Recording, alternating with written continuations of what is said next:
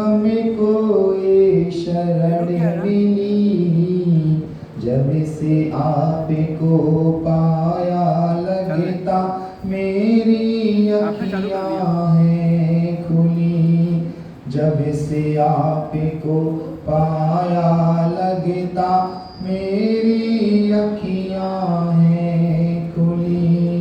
भटक रहे थे तुम मेरे हम, भटक रहे थे माँ तुम बिन हम, इस दुनिया में कहाँ कहाँ कोई ऐसी जगह ना बाकी, जन्म मरण ना किया जहाँ, कोई ऐसी जगह ना बाकी, जन्म मरण ना किया जहाँ।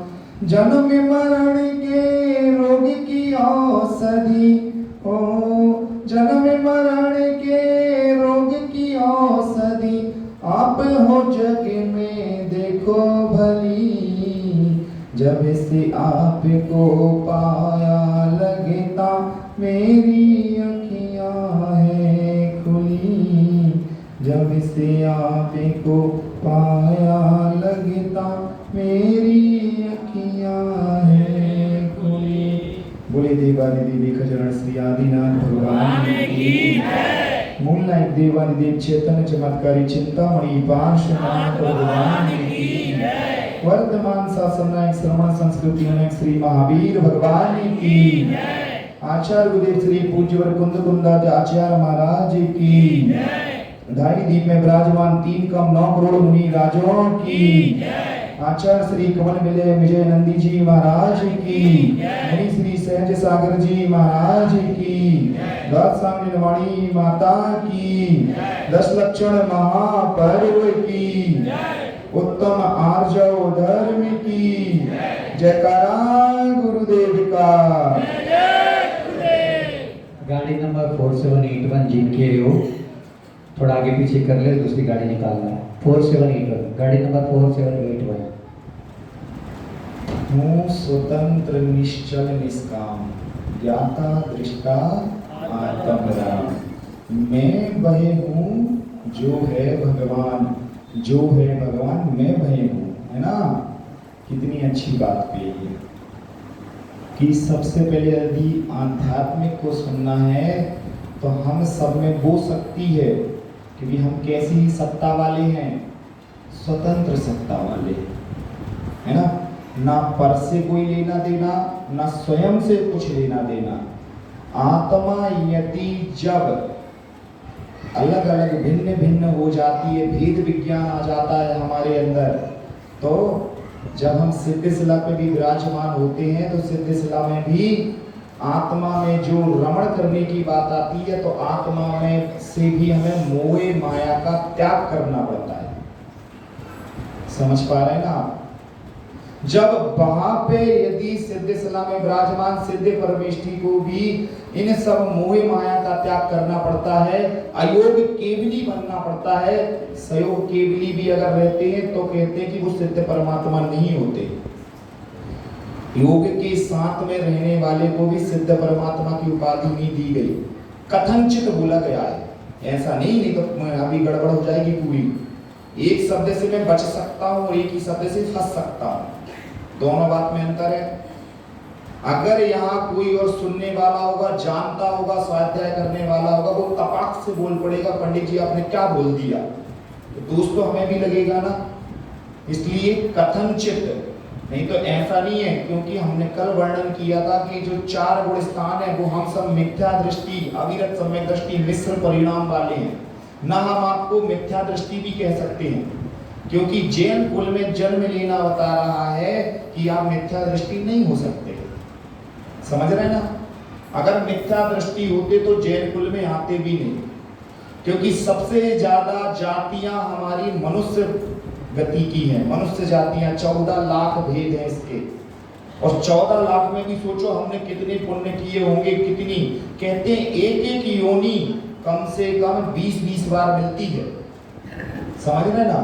आप आज जिन भगवान की पूजा करते हो, श्री महावीर भगवान की। और सबसे पहले मैं जयकारा लगवाया जिस, तो आगे क्या लगाया मैंने?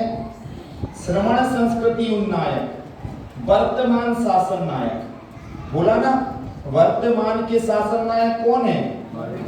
महावीर भगवान। यानी सबसे ज्यादा उपकारी जो तीर्थंकर है वर्तमान काल के, वो कौन है? महावीर भगवान है। और जो श्रवण संस्कृति के उन नायक है जिन्होंने श्रवण परंपरा को बनाया, बताया है। श्रम में, श्रम यानी आत्मा में श्रम करना, पुरुषार्थ करना, वो कहलाता है श्रवण। जैसे कि आप सभी देख रहे हो ना, पीछे कौन विराजमान है?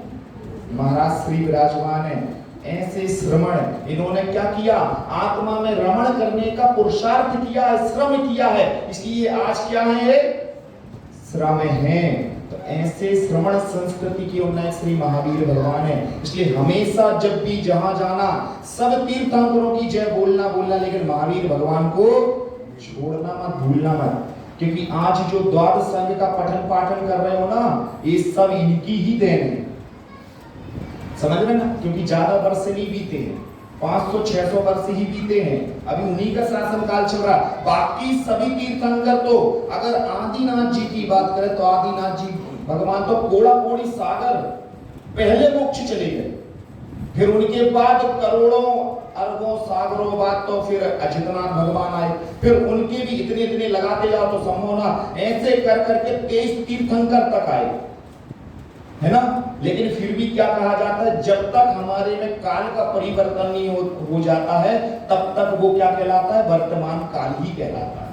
जब तक चतुर्थ काल से शुरू हुए और चतुर्थ काल तक नहीं पहुंच जाते, समझ में आ रहा ना?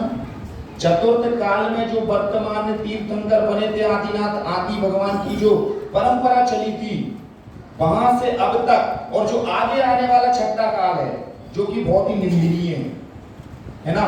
एक छोटी सी कविता आती है, पूरी नहीं आती, लाइन बता रहा हूं कि बोने बोने बच्चे होंगे, पूरे दिल के कच्चे होंगे, बिगड़ा उनका हाल मिला है जैसे मिट्टी से निकले हो।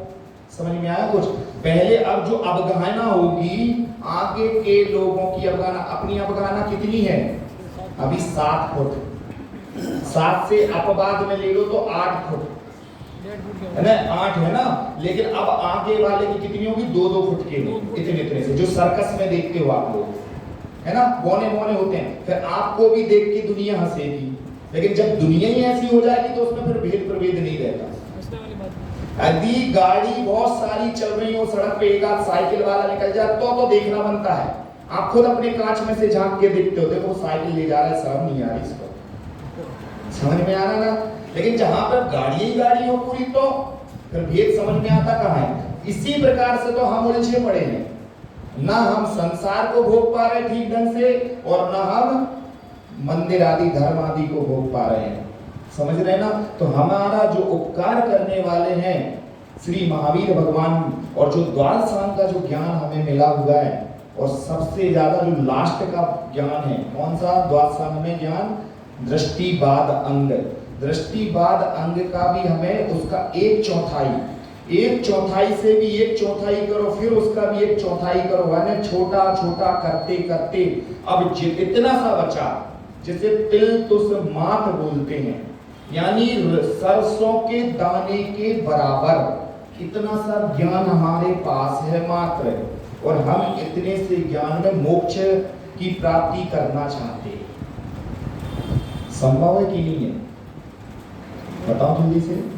संभव है, लेकिन कब? जब आप वहां पहुंचोगे जहां महाराज श्री बैठे, वो अवस्था ग्रहण करोगे तो संभव है। आप सोचो कि इस अवस्था से बस हम परिणाम बना लें, तो ऐसा नहीं है, क्योंकि उपयोगो लक्षणा होता है। जहां हमारा उपयोग होगा उसी की प्राप्ति होगी हमें, सीधी सी बात है। तत्वार सूत्र में आता है ना सूत्र, उपयोगो लक्षणम। जहां हमारा मन होगा, जहां हमारे परिणाम होते होंगे, वहां हमारा पुण्य और पाप लगेगा। पुण्य का आश्रय होगा, पाप का बंद होगा।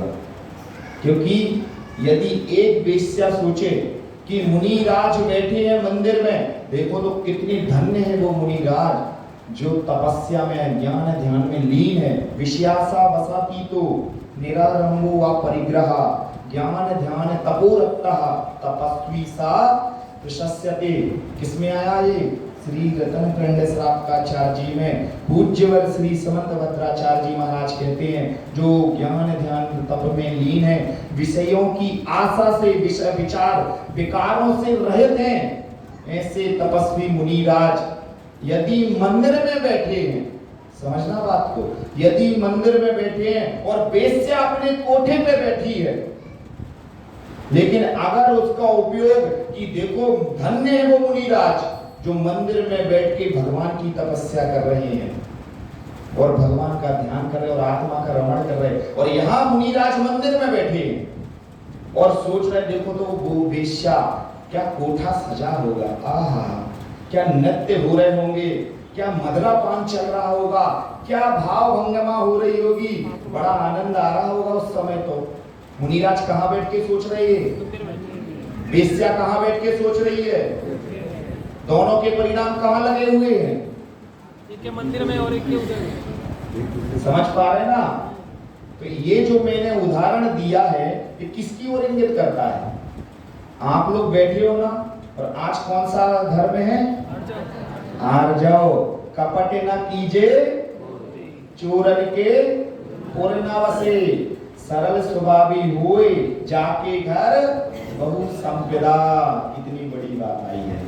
अगर आप यहाँ बैठ के भैया जी के प्रवचन सुन रहे हो और धर्म के परिणाम नहीं है, भाव नहीं है, तो यहाँ बैठ के घर के बारे में सोचना कि जल्दी करो भैया जी, हमें घर जाना है, घर के भी 4 काम डले हुए हैं, तो फिर आपका ये धर्म करना मात्र दिखावा है। जो अभी आपने बोला था ना, दिखावट सजावट बनावट, आप क्या सोचते हो कि पकड़ते नहीं है? पकड़ में आता है ना। कितनी सारी बातें बोल दी आपने एक ही लाइन में कि आज हम इसी में थोड़े से है ना, दिखावट में, बनावट में, सजावट में। जितनी स्त्रियां यहाँ बैठी हैं, महिलाएं, मैं सबके लिए नहीं कहूंगा, कथनचित ले लेना, जो स्वयं अपनी आत्मा से साक्षी मानती हैं, कितने लोगों ने इस आर्जव धर्म को जिया है। अभी तो 2 दिन निकल गए ना आपके, आराम से निकल गए, उत्तम क्षमा मना ली। आप थोड़ी क्षमा की बात कर रहे हैं भैया जी, आप तो गुस्सा कर सकती हूँ मैं, कर सकता हूँ मैं, दोनों की बात करो। ऐसा नहीं कि नहीं तो ये लोग क्या करते पता है ना, ऐसे देखने लगते हैं, हाँ इनकी बुराई हो रही है, ये भी करते हैं लोग, और अगर इनकी बुराई करो तो ये भी ऐसी करती है, हाँ सही कह रहे हो भैया जी आप। ऐसा नहीं है, ये हम सबके लिए है। मैं तो अभी वक्ता के रूप में बैठा हूँ, मेरी भी बात है ना, ये तो मैं भी तो संसारी हूँ ना आपके जैसे, तो मेरे ऊपर भी लागू होती है सारी की सारी बातें। तो बनावट दिखावट सजावट, कितने लोग हैं जो घर से आए और घर से आते वक्त अपने साथ इतना सारा परिग्रह लेके नहीं आए, है ना, क्योंकि मंदिर जा रहे हैं। घर में तो हम चाय जैसे रह सकते हैं, लेकिन मंदिर जाएंगे तो सजना पड़ेगा, संवरना पड़ेगा, क्योंकि हमें अपनी आत्मा को नहीं दिखाना है, हमें किसको दिखाना है? सामने वाले को, दूसरे को दिखाना है, पर को दिखाना है, 100 को नहीं दिखाना। 100 को दिखाओगे तो आपको पता है ना कि मुनिराज 4-4 महीने तक भी केस लॉन्च नहीं करते, चेहरे को नहीं देखते, समझ में आ रहा ना। और उनकी कैसी काया हो जाती है, मैलों से सहित मैल लग जाता है उनके शरीर पे। अगर आप लोगों ने भैया वृत्ति कर दी तो कर दी, नहीं करे तो मैल से भी वो घृणा नहीं करते। जैसे हमारे जैन दर्शन में निर्व चिकित्सा अंग का पालन करना कहलाता है। कितने लोग इधर पे जो मुनि तन देख ना घिनावे, जो मुनि तन को देखकर घिन नहीं करते। वैसे एक बात बताऊं, आचार्य श्री विद्यासागर जी महाराज कहा करते हैं, सुन लेना अच्छे से। आचार्य श्री विद्यासागर जी महाराज कहते हैं गुरुदेव कि यदि आप विष्टा को देखकर भी घृणा करते हैं तो आपके अंदर अभी भी निर्व चिकित्सा अंग का पालन करना नहीं आया, आपके अंदर निर्व चिकित्सा गुण प्रकट नहीं हुए, क्योंकि आपने अभी विष्टा में भी क्या किया है? घृणा लगा दी। लेकिन अगर अंतर मन से देखोगे तो वास्तव में असली विष्टा तो हमारे अंदर है कि नहीं है? बाहर तो ये क्या है? दिपे चाम चादर मणि नाड़ पिंजरा दे, भीतर या सम जगत में, है ना, और नहीं गिने। समझ में आ रहा ना? ऊपर की ये क्या है? चमड़ी मात्र है, और चमड़ी को देखकर एक गोरी, गोरे गांव वाले, गोरी चमड़ी वाले, क्या बात है, शब्द बन गया। गोरे गांव वाले, गोरी चमड़ी वाले, और जबलपुर वाले जबर चमड़ी वाले, जबरदस्त। ऐसा नहीं है ना। अपनी गोरी काली चमड़ी से कुछ लेना देना नहीं है। मात्र देखो अंदर तो कितनी घिनावन है, थोड़ी सा भी कट लग जाता है, शरीर में लग जाता है तो आप अभिषेक करने के पात्र नहीं होते, आपको अभिषेक करने नहीं दिया जाता। शरीर में दाग धब्बे निकल आए, सफेद इत्यादि हो जाए तो आपको कोई पूजा करने आगे नहीं आने देता, आपसे कोई आपको छूना भी नहीं चाहता। कोई दाग धब्बे इत्यादि रोग इत्यादि आ जाते तो आपसे घृणा करते हैं ना सब। तो कभी विचार किया कि यदि हम आत्मा में रमण करें, क्योंकि उसके तो आज कर्म का उदय है, असाता कर्म का उदय है, लेकिन क्या कल के दिन हमारे असाता कर्म का उदय नहीं आ सकता? क्या कल के दिन हम भी जल बुदबुदा जो कल बताया था ना, उसके समान हम रंग से राजा और राजा से रंग नहीं बन सकते क्या? कितना घमंड करोगे, कितना मान करोगे, कितना अहंकार करोगे हैं? और आज जो बात आ रही है आर्जव धर्म की, कपट न कीजिए, छल कपट से कितना कमा कमा कर अंदर रखोगे, 2 नंबर में कितना अंदर लेके जाओगे, कितनी बड़ी बात है। आज हमने मात्र 10 लक्षण धर्मों को मात्र और मात्र प्रवचन सुनने का माध्यम बनाया। समझना बात को, हम थोड़ी हंस के जरूर बोलते हैं लेकिन गहराई की बात बोलते हैं। शायद आपको लगी होगी कि मैं बातों बातों में गहराई कर देता हूँ। अगर हम देखें वास्तव में तो ये जो 10 लक्षण धर्म है ना, ये बातों बातों में या प्रवचन सुनने से कुछ नहीं होने वाला, जब तक आपकी आत्मा स्वयं नहीं कहेगी। जैसे आप लोग मुनियों के आहार देने जाते हो ना, तो महाराज जी कहते हैं तुम्हें आलू छोड़ना है, तुम्हें प्याज का त्याग करना है, तुम्हें इसका त्याग करना है, तुम्हें उसका त्याग करना है। लेकिन तुम्हारा मन होता हम तो आहार नहीं देंगे, भले त्याग नहीं करेंगे, आहार लें चाहे ना लें, लेकिन हम त्याग नहीं करेंगे। तो त्याग जबरदस्ती करवाया जाता है या स्वयं से लिया जाता है? क्योंकि किसी ने कहा है ना कि धर्म करना है तो जबरदस्त करो। क्या कहा है? धर्म करना है तो जबरदस्त करो, जबरदस्ती मत करो। ताली भी नहीं बजा, मतलब इसको भी मैं जबरदस्ती करवा रहा हूँ, ताली बजाओ जबरदस्ती है। क्या बात है। चलो कम से कम जितना भी झकझोर सकता हूँ, हिला सकता हूँ, हिला दिया। क्या करूं भैया, हम ऐसे शब्द ही नहीं बोल पाते कि ताली बज जाए। एक वो वक्ता होता है जो उसके बात बात पे तालियां बजती हैं, और एक मैं वक्ता बैठा हूं यहाँ पे बक रहा हूं, तो तालियां कहां से बजेंगी, है ना? लेकिन कहते हैं कि तालियों में सुख मत देखो पंडित जी, ये मैं आपकी भाषा बोल रहा हूं, है ना, कि पंडित जी तालियों में सुख नहीं है। अगर आप वास्तविकता में वक्ता हैं तो आप आत्मा का स्वाद लीजिए, रस लीजिए और रसदार बनिए। समझ में आई ना? आत्मा का जो रस मिलेगा वो किसको मिलेगा? मुझे स्वयं को मिलेगा, किसी दूसरे को नहीं मिलेगा। दूसरा क्या करेगा? तो आज का जो हम धर्म मना रहे हैं, 2 दिन तो हमने जैसे तैसे निकाल दिए। आज का जो धर्म है ऋजुर्भावः आर्जवः, ऋजुता का भाव, सरलता का भाव, निष्कपटता का भाव क्या है? आर्जव धर्म है। ठीक है ना?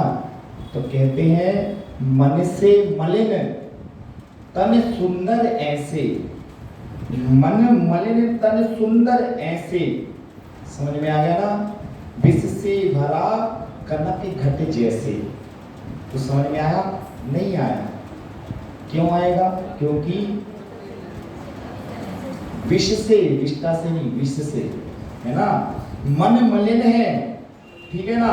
और ऊपर से कैसा शरीर है? बड़ा सुंदर लग रहा है, बढ़िया अच्छे ओढ़ पहन के आए हुए हैं, बढ़िया, आहा ये तो बड़ी सुंदर लगते हैं, सुंदर लगती है। ये तो कर्मों का उदय है, इसलिए आपको सुबह के नाम में कर्म का उदय था, इसलिए आप सुंदर हैं। समझ में आ रहा ना?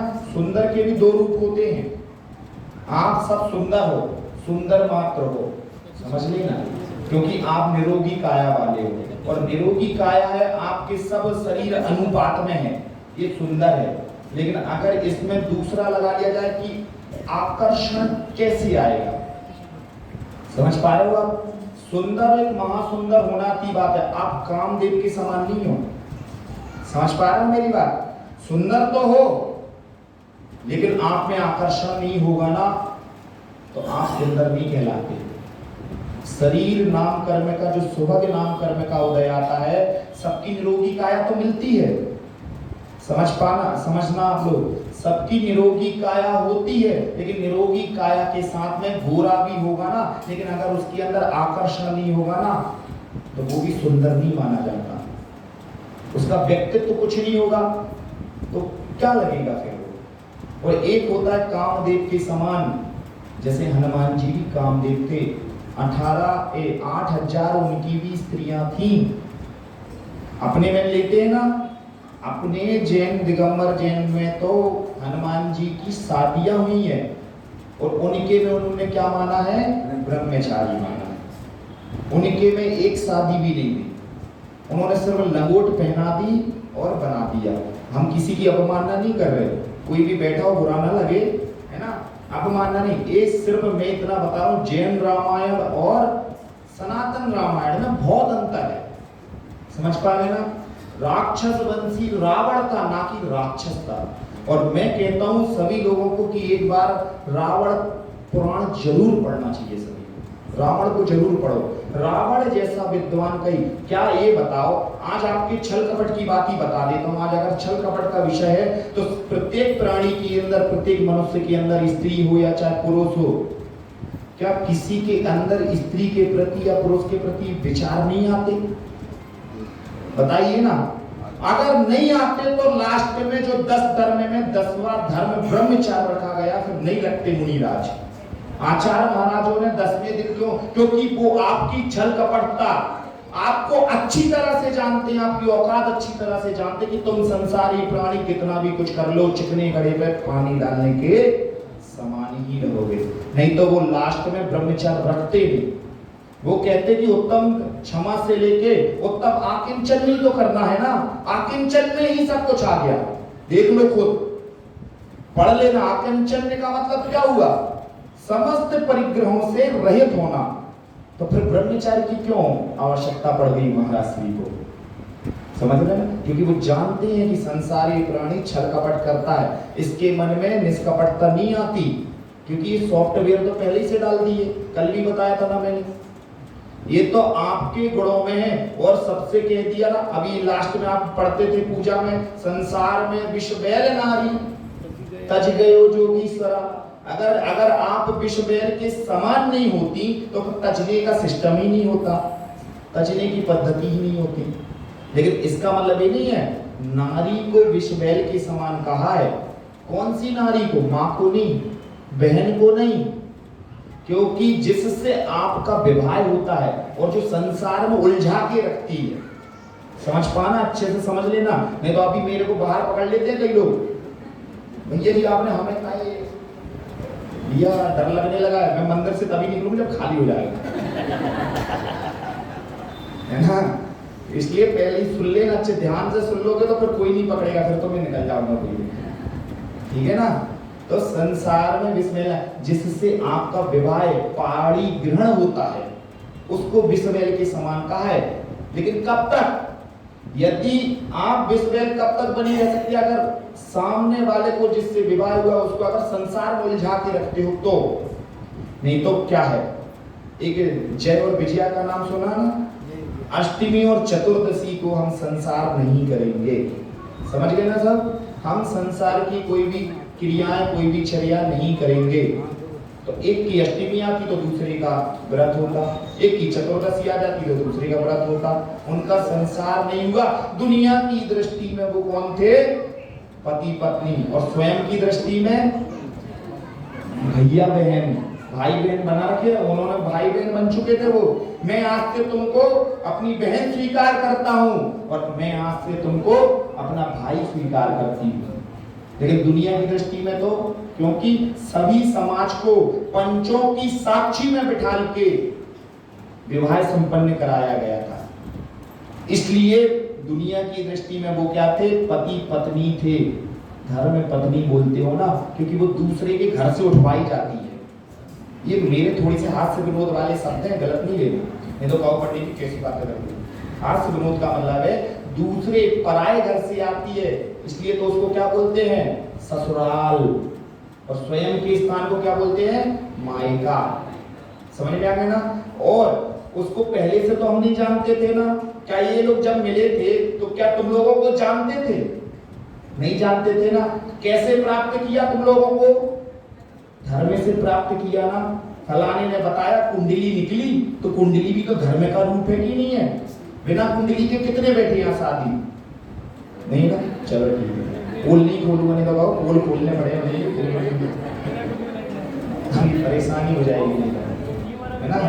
हाँ, तो अपन को कुल मिला के अपने अर्थ को, अपने जो मिल रहा है सार को समझना है बस, कि हम धर्म से जुड़े। कुंडली मिल गई तो आज से मैं तुम्हें पत्नी स्वीकार करता हूं, मैं तुम्हें पति स्वीकार करती हूं, बस। कुंडली नहीं मिलती तो तुम अपने रास्ते, हम अपने रास्ते। सही है कि नहीं। तो इसको बोलते हैं धर्म पत्नी। लेकिन अगर इनको क्यों नहीं बोला जाता धर्म पति, समझ में आ गया कुछ। इनको कभी बोला किसी ने धर्म पति, क्योंकि ये तुम्हारे घर थोड़ी गए, तुम इनके घर आई हो। आ गया अंतर समझ में। अगर आप लोग इनके घर में जाते तो ये धर्म पत्नी नहीं होती, आप धर्म पति जरूर हो जाते। समझ में आ गया ना। तो आज हमारा आर्जव धर्म है, इसलिए हमें क्या करना है, कपट न कीजिए कोई। लेकिन कपट कौन सा, जैसे अंगार होता है ना, अंगार बुझा हुआ वो भी देखो कितना खतरनाक होता है बुझा हुआ अंगार। एक तो वो क्या होता है, सनय सनय अंदर अंदर जलता रहता है, ऊपर से क्या राख लपेटी, चर्म लपेटी, ऐसे राखों की जैसे। मुखे करे जैसा लखे तैसा, कपट प्रीति अंगार सी। कितनी बड़ी बात है। अगर जो निष्कपट होता है, सरल होता है, बिल्कुल अपने में रहता है, उसकी आंखों में, उसके मुंह के एक्सप्रेशन से भी पता चल जाता है कि ये क्या सोच रहा है। सरल व्यक्ति की पहचान बता रहा हूं, ठीक है ना। क्योंकि कहा है किसी ने, नमन नमन में फेर है, नमन करे बेईमान, ठीक है ना। दगाबाज दू ना करे, चीता और चीता का एक कुछ, हाँ, चोर, चीता चोर कमान, ठीक है ना। क्या होता है, चीता क्या करता है, अगर चीता को किसी पर घात करना हो, है ना, क्या करेगा वो, सबसे पहले पीछे जाएगा। मैं पीछे जाऊंगा तो ठीक है ना। चीता पीछे जाएगा और एकदम से फिर उछाल मारता है। उसके नमन दूर से तो लगेगा कि ये तो क्या है, पीछे जा रहा है, डर गया। सामने वाला यदि चीते का स्वभाव नहीं जानता होगा तो उसे लगेगा कि ये तो डर गया। लेकिन चीता क्या कर रहा है, जितनी पीछे जाता है उतनी ही फुर्ती के साथ वार करता है सामने वाले पे। समझ रहे हैं ना। तो इसका मतलब चीते जैसा स्वभाव है किसका, इधर पे है कोई चीते जैसा